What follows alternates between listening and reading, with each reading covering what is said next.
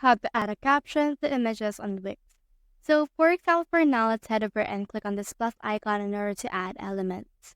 So for this case, let's choose image and let's head over and upload in here an image that we will add onto our actual website. So let's click on this one, and as you can see, this will load and you can head over and upload any files from your computer for this case. You can also just choose a media depending on your liking. So for this one, I'll head over and then add this and click on open.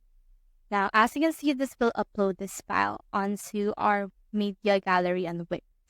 Now, once it's done uploaded, you can see this. So you can click on these three dots and you can see in here there's options that you can see. So for example, for now, let's head over and then click on it and then click on this add to page option that you can see right here. Alternatively, you can also see in here the tags and you can head over and add those tags right here. Now click on this add to page and then that picture will be added to our page right here. Now, if you want to add a caption to this particular image, let's first head over and then resize it.